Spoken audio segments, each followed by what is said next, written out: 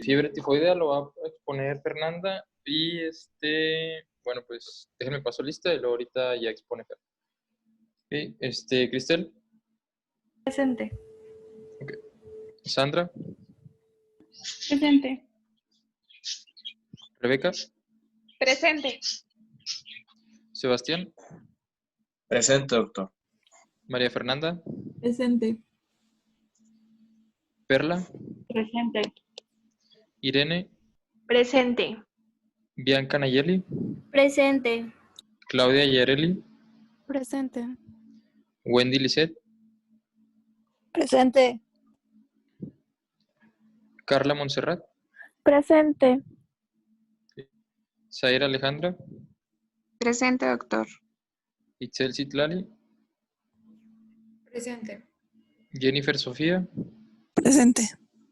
Milagros Yamilet, Presente. Ángel Adrián, Presente. Yasmín, Presente. Carlos Jesús, Presente. Pedro André, Presente. Cintia Concepción,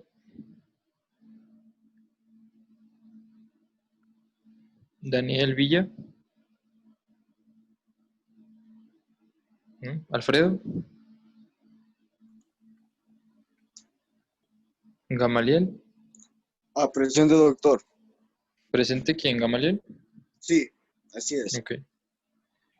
Adrián, Adrián Zapata, perdón. Presente.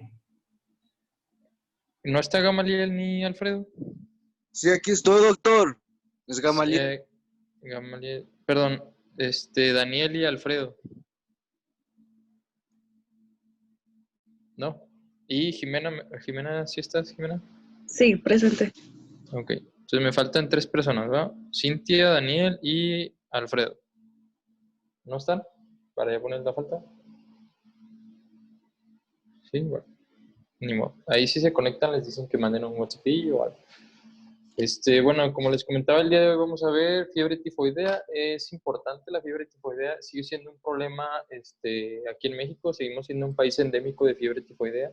Aparte, pues es muy común, ¿no? A mucha gente les ha tocado que lleguen y que sus familiares les digan, no, es que tengo fiebre y que me hicieron las pruebas febriles y que les dijeron que tenían fiebre tifoidea y que estado portador y estado asintomático y bla, bla, bla, esto y el otro, ¿no?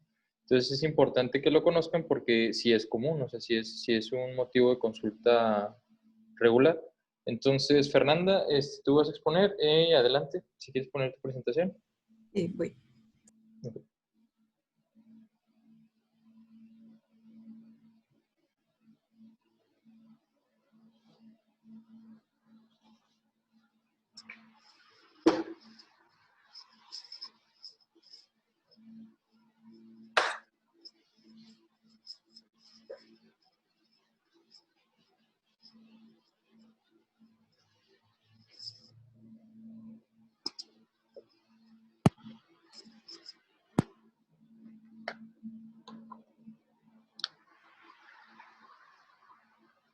¿Ya se ve? Yo sí la veo, Sí. no sé los demás. Sí.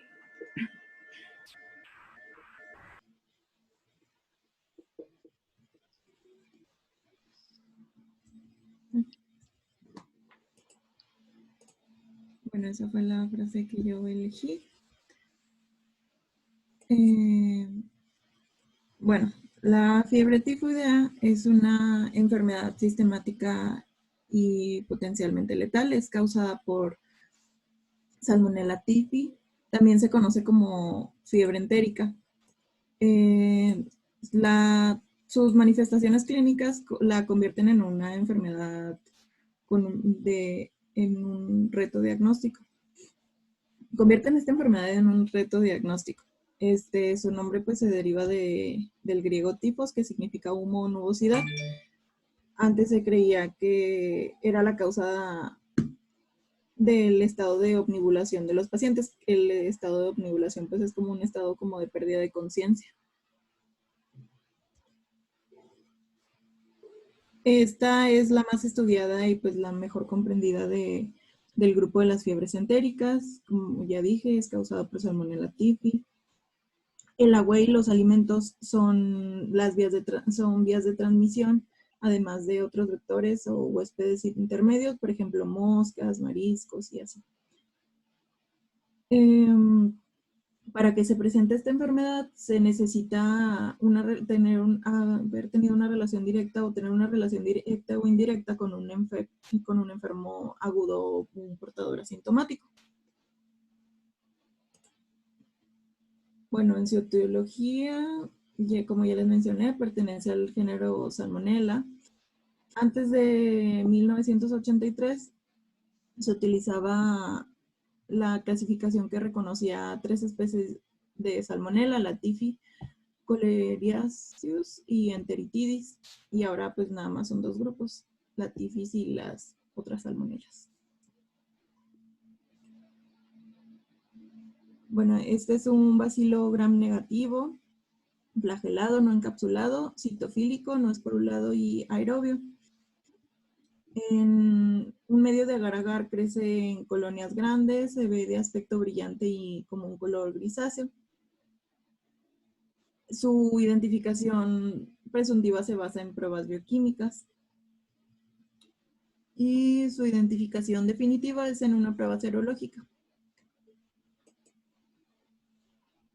Pues es una enfermedad ampliamente distribuida en el planeta. Según la OMS, cada año se enferman alrededor de 11 y 20 millones de personas y entre 128,000 y 161,000 mueren. Es de gran importancia en regiones que no tienen las condiciones apropiadas de saneamiento ni una buena salud pública. En México y en otras partes del mundo es una enfermedad endémica. En otras partes del mundo en donde las medidas de salud pública no favorecen a este al tipo de contacto repetido con la bacteria, la población desarrolla el padecimiento a cualquier edad porque pues no van a desarrollar una resistencia.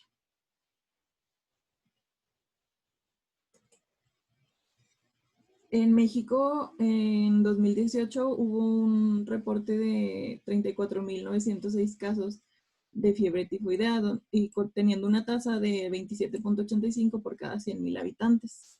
Pues es como se nota, es un problema de salud pública y tiene mayor incidencia en meses de verano. En otoño pasa a segundo lugar.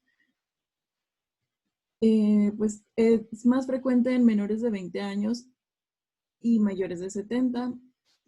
En niños es mayor frecuente en escolares y adolescentes y luego ya siguen los preescolares y casi no hay en lactantes.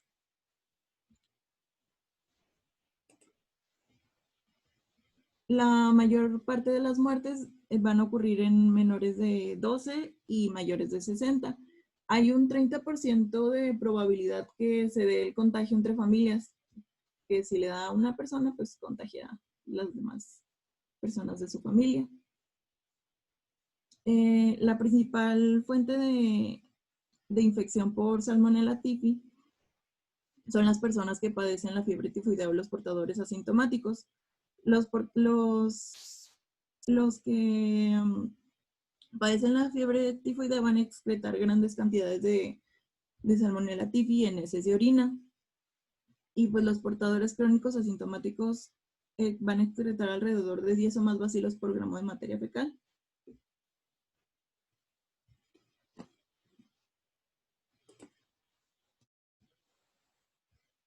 Los alimentos y el agua, bueno, como ya había mencionado al principio, pues también son directamente o pueden ser directa o indirectamente contaminados con excretas humanas. Estos van a ser la fuente de infección más común. Alrededor del 85% de los brotes epidémicos van a estar relacionados con un vehículo en común, que por lo generalmente va a contaminar alimentos o bebidas. Y un 10% va a ser por contacto directo entre humanos. Esto se da más entre niños. Hay fuentes menos comunes como son las transfusiones de concentrados plaquetarios o instrumentos de endoscopía fibra óptica que no estén bien esterilizados, pero pues en sí los más importantes son los que ya mencioné. Y pues también los portadores asintomáticos crónicos son una fuente muy importante de la infección. ¿Alguien sabe cuál es el alimento que más tiene salmonela? O sea, que es más probable que te contagies con el de salmonela. ¿El huevo? ¿Y el pollo? No tanto el huevo, el pollo. Más que el huevo, el pollo.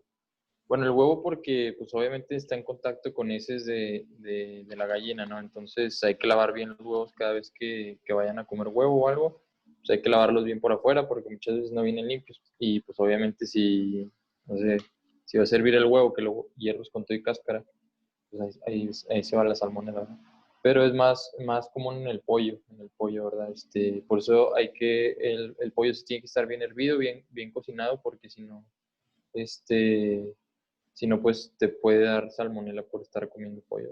Pues tengan cuidado cuando coman pollo en la calle. Por ejemplo, los que hacen muy común rostizados y todo, pues que esté bien cocido. Y ya, bueno, eso era todo. Es el alimento que más tiene salmonela. Si quieres continuar. Bueno, el desarrollo del estado del portador asintomático en el curso de la fiebre tifoidea va a ser un resultado de la interrelación de muchos factores.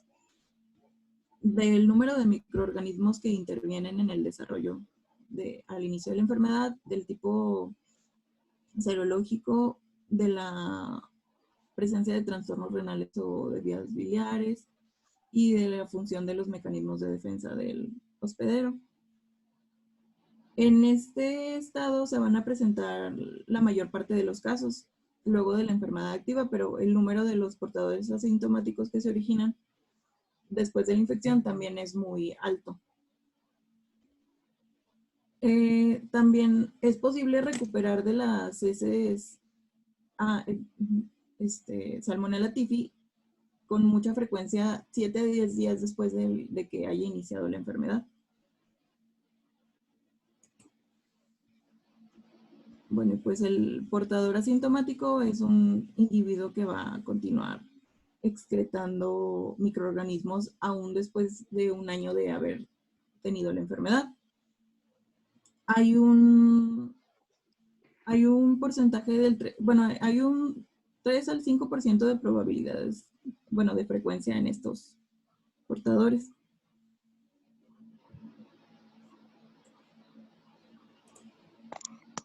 Bueno, la patogenia. El desarrollo de la enfermedad después en la ingestión de Salmonella typhi está relacionado con el número de microorganismos que se ingirieron y de la virulencia de estos y de algunas variables del huésped. Se acepta que a mayor dosis de bacterias ingeridas hay mayores cuadros clínicos. Por ejemplo, en la ingesta de 107 microorganismos va a causar una enfermedad en el 50% de los individuos, pero en la de 109 va a ser del 95%. Va a aumentar. Mientras mayor sea el inóculo, va a ser más breve el periodo de incubación. En el interior del estómago, el número de microorganismos va a disminuir en grado importante por la acción de bactericidad de los jugos gástricos. Y pues la incidencia de salmonelosis es mayor en individuos que padezcan enfermedades gástricas, porque van a interferir con la motilidad y la producción de los jugos gástricos. En el intestino, la salmonela va a sufrir un proceso de proliferación en 3 o 4 días y el 10% de los casos van a producir un cuadro de diarrea leve y autolimitada.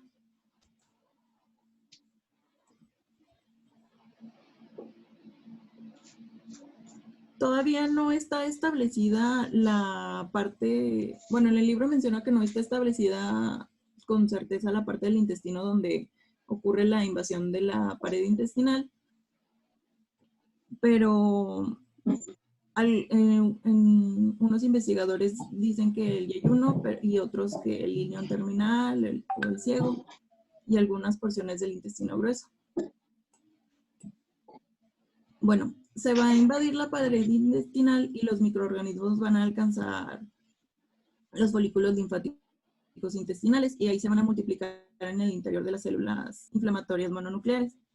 Y estas van a representar la reacción inflamatoria clásica de la fiebre tifoidea a nivel intestinal. Esta reacción va a ser la causa de las alteraciones y del daño de la mucosa intestinal a nivel más a niveles de las placas de Peyet.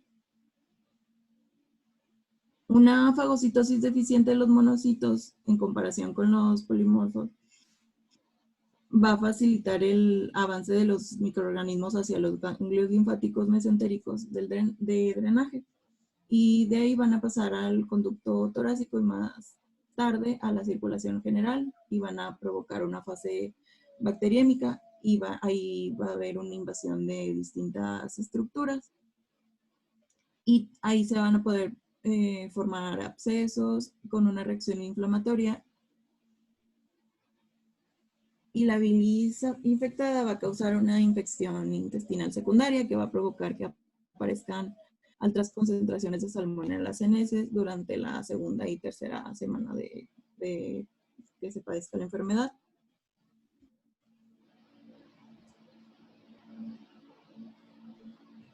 Bueno, en los signos histopatológicos, los más importantes van a corresponder a la hiperplasia e hipertrofia de los tejidos del sistema reticuloendotelial.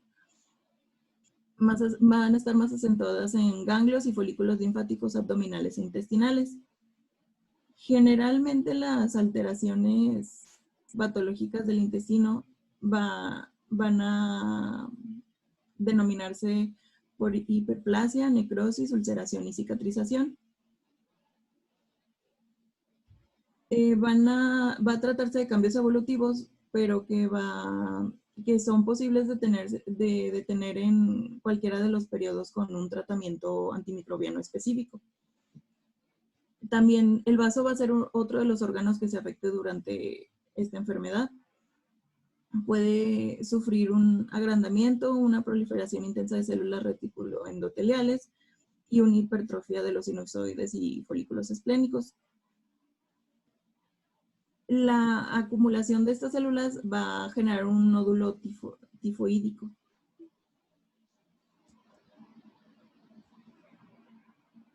En el hígado se va a producir una reacción inflamatoria generalizada que va a causar hepatomegalia.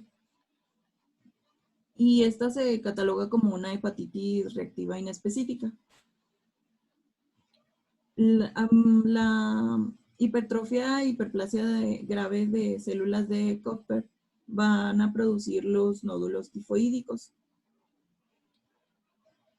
En algunas ocasiones se van a encontrar zonas difusas de necrosis leve y también de infiltrado inflamatorio en las regiones porta. Otros órganos como el riñón pueden presentar signos histológicos considerables como pielonefritis circunscrita o glomerulonefritis.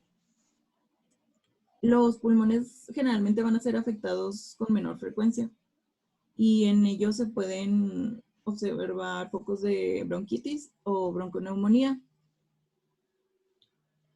El corazón puede presentar cardiomegalia y un patrón inespecífico de necrosis. Y van a encontrarse en los músculos unos datos que van a ser compatibles con una degeneración de Zenker. Bueno, en el cuadro clínico va a haber un periodo de incubación generalmente de 10 a 14 días. Las manifestaciones clínicas van a variar de intensidad dependiendo del paciente y ahí se han establecido unas diferencias clínicas en términos de gravedad, de evolución y de las complicaciones si la enfermedad se produce por serotipos resistentes o sensibles a antimicrobianos de uso primario. El cuadro de fiebre de la fiebre tifoidea va a diferir entre procesos infecciosos producidos por otros microorganismos gram negativos.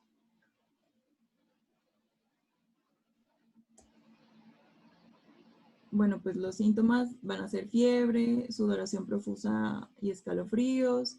La fiebre puede descender entre el cuarto y sexto día después de que haya iniciado la terapéutica antimicrobiana. Se encuentran cuadros de diarrea en el 30 a 50% de los pacientes.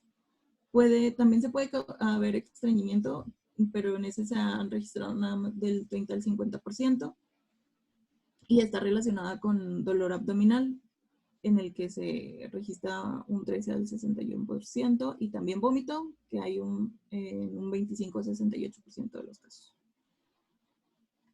En la guía menciona específicamente 4 que son fiebre mayor de 39 por más de 72 horas, cefalea, malestar general y tos seca.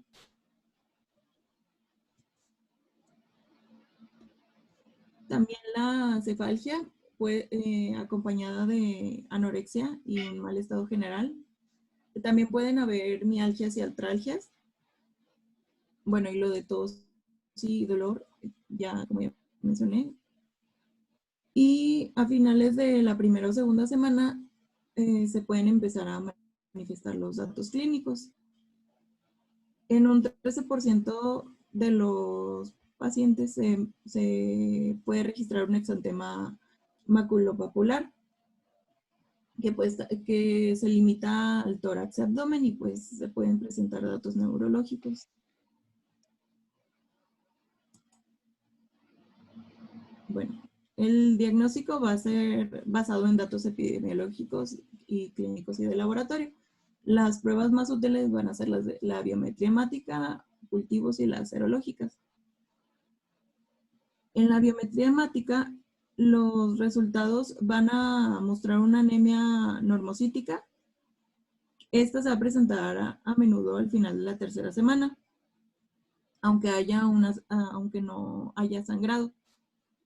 Esta se puede presentar en el 60% de los casos y generalmente va a ser moderada.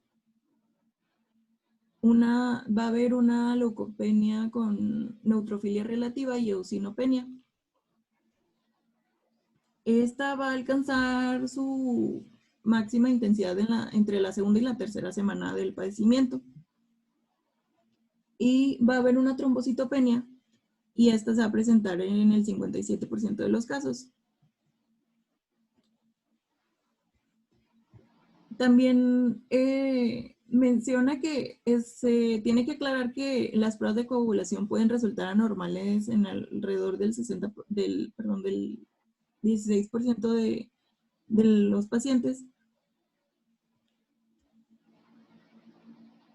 Bueno, en cultivos, el diagnóstico definitivo se va a establecer por el aislamiento de la Salmonella typhi.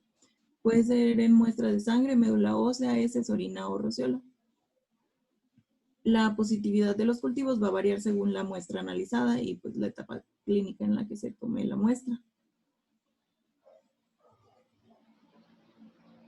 El hemocultivo va a manifestar mayor positividad durante la primera semana.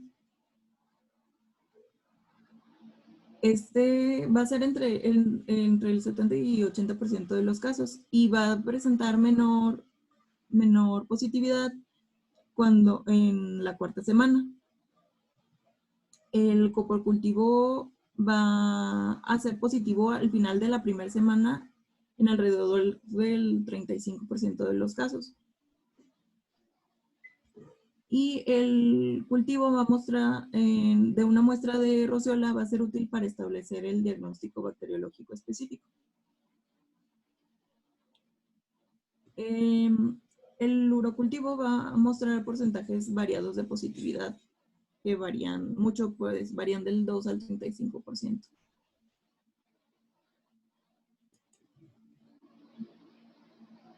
Bueno, la serología de reacción de Widal, no sé cómo se pronuncia bien. Vidal. ¿Vidal? Bueno, Sí, Vidal.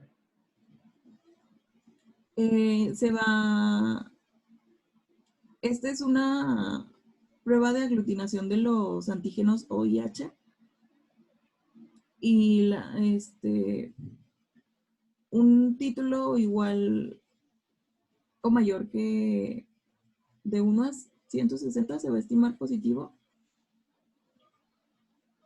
pero estos valores se deben juzgar en base al periodo de evolución en donde se midan, porque se pueden elevar entre la segunda y la tercera semana de la enfermedad y pueden permanecer negativos en algunos casos, más cuando no hay una perforación intestinal, y pues pueden haber falsos positivos.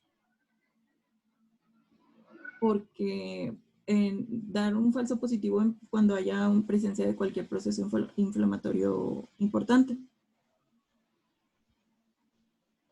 La fijación de superficie esta se considera de mayor sensibilidad y especificidad, pues es una prueba y se le toma como con más ventaja porque es una prueba rápida, más fácil y más económica. Esta se realiza en la prueba se realiza en una tira de papel filtro con un antígeno somático de Salmonella typhi y se pone una gota del suero problema y un control o testigo negativo. Si no ocurre una reacción antígeno-anticuerpo, la mancha va a subir por la capilaridad y la huella de testigo se va a dividir en 4 partes iguales para compararla con el material de estudio. Ay, no sé, se me borraron las fotos, tenía fotos de esa prueba, pero no sé dónde quedaron.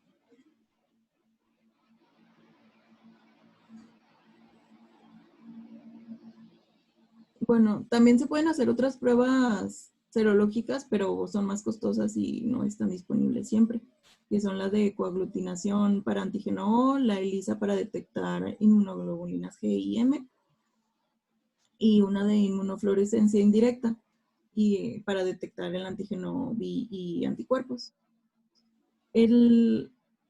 La serología va a ser solamente como un apoyo al diagnóstico, pero no va a confirmar o va a permitir hacer como un pronóstico general, ni va a permitir determinar las complicaciones que vayan a haber.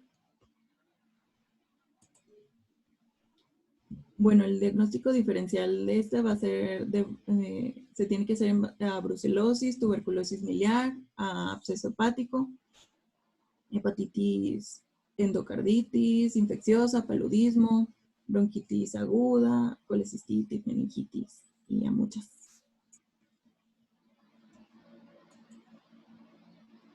Bueno, las complicaciones se clasifican en base a que sean consecuencias. Pueden ser a bacteriemia, a una lesión del aparato gastrointestinal, a una enfermedad grave y prolongada, a la persistencia del bacilo y su replicación, y en base a la terapia elegida.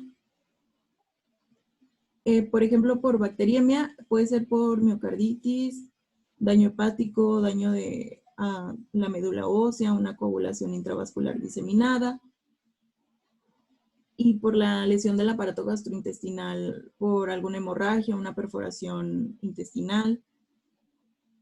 La hemorragia en esta se puede presentar a partir de la segunda semana. Y en alrededor del 5% de los casos hay perforación. Y esta se manifiesta 15 días después. Por las enfermedades graves y prolongadas, puede ser por úlceras por decúbito y por bronconeumonías. Y por la persistencia del bacilo y su replicación, van a ser por la recurrencia de la infección circunscrita, por endocarditis, por osteomielitis y por artritis. Y por la terapia elegida, por la terapéutica elegida, perdón, por supresión de la médula ósea o por reacciones de hipersensibilidad. Bueno, el tratamiento, los antibióticos se basan en la susceptibilidad de la Salmonella typhi. Se tiene que determinar para considerar los antibióticos. Pues en base a los autores, el antibiótico de elección debe estar basado en esto, en los datos de susceptibilidad al área donde la infección fue adquirida.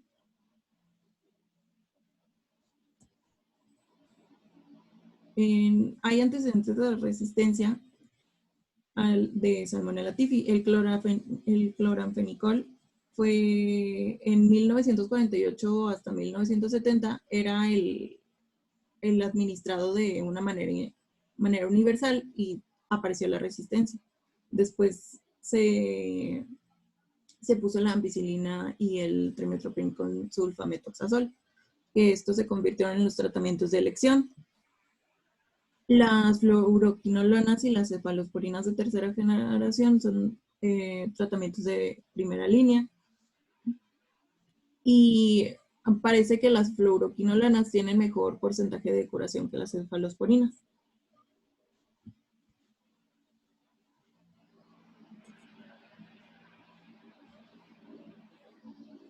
Bueno, en la geografía de la resistencia de bacteriana, el cefixime y la acitromicina van a ser agentes de segunda línea.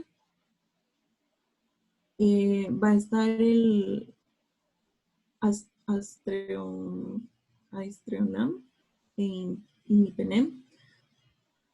Y en los pacientes con más complicaciones, se van a aceptar que sean tratados con ciprofloxacina por vía intravenosa.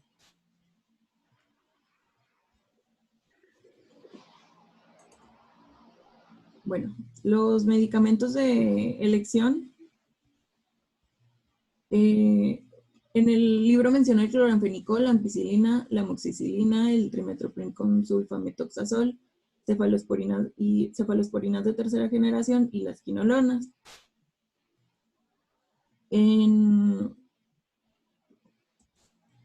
Este sería el tratamiento de la guía. Coincide con lo del libro, nada más cambia como el orden. Que sería ciprofloxacina, bueno, para tratamiento ambulatorio y hospitalario. Se va basando en base también a la resistencia. Para el tratamiento ambulatorio y hospitalario de niños y adultos con esta fiebre, de casos aislados, se recomienda ciprofloxacina, cefixima, cloranfenicol, y cuando no se pueden utilizar los fármacos de primera línea, se tiene como alternativas la ampicilina, la amoxicilina, el trimethoprim con sulfametoxazol. Y en casos de brote epidémico o cuando se trate de una resistencia probada de a fármacos de primera línea,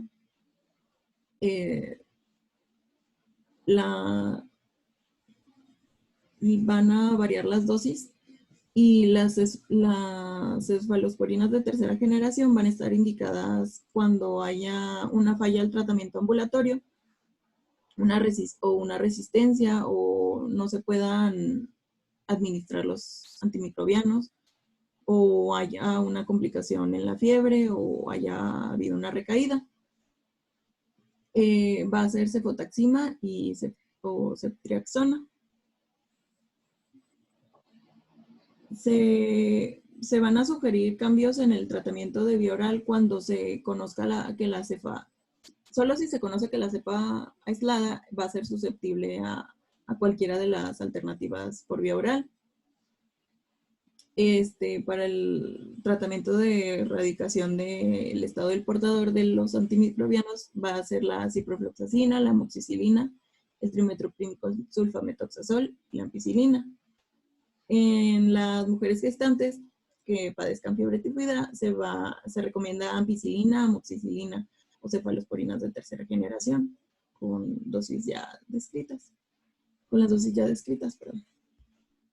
Y pues para controlar la fiebre se recomienda ibuprofeno o paracetamol. Bueno, y como medidas de prevención, pues principalmente la higiene. Tanto en la industria alimentaria como en los lugares de preparación y pues en las personas de lavarse las manos cuando comes y así. También hay en la vacunación, son vacunas parenterales, son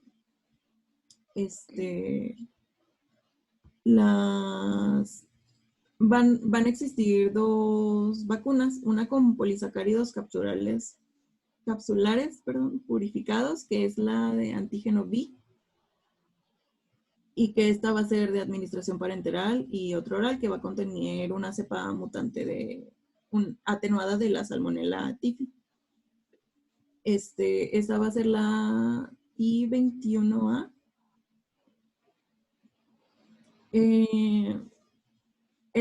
Para administrar la inmunización selectiva se tiene como indicaciones que son personas que convivan con portadores de esta Salmonella typhi o cuando van a viajar a regiones de un alto riesgo o cuando hay una exposición profesional, un riesgo de exposición profesional, por ejemplo, pues personas que trabajen en laboratorios. ¿Puede regresar rapidito al tratamiento? ¿Ahí sí? ¿O desde el Sí, principio? sí, ese es. Gracias.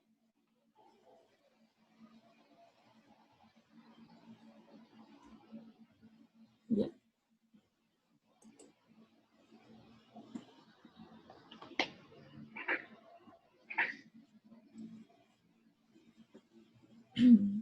Bueno. Y ya. Bueno, y este es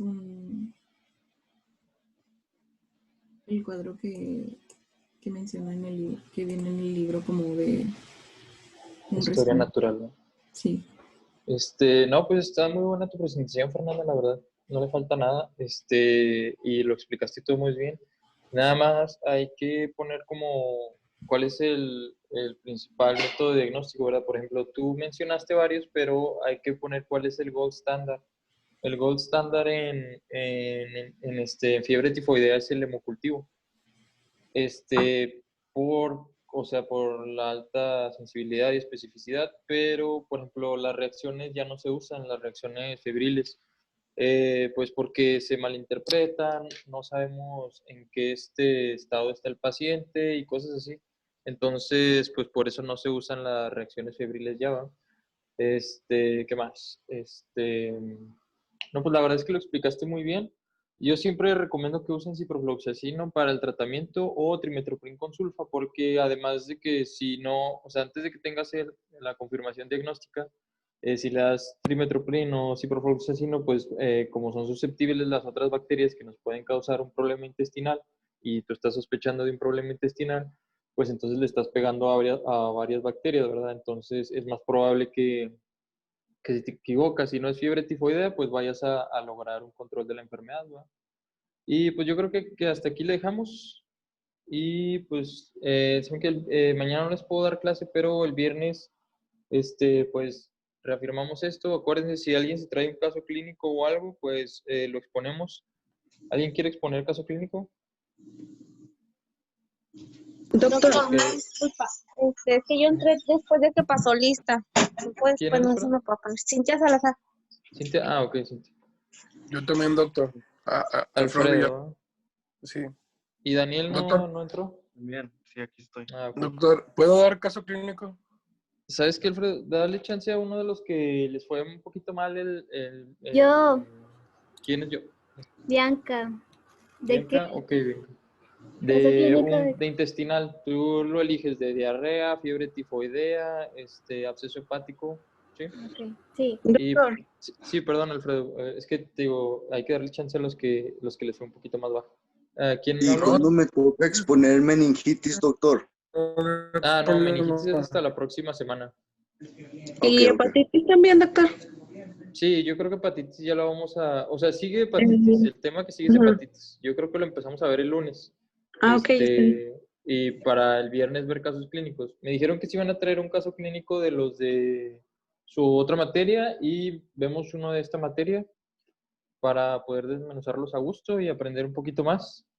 Entonces, Bianca, te vas a traer pues el caso clínico de lo que tú quieras, ya sea absceso hepático, alguno de diarreas o fiebre tifoidea.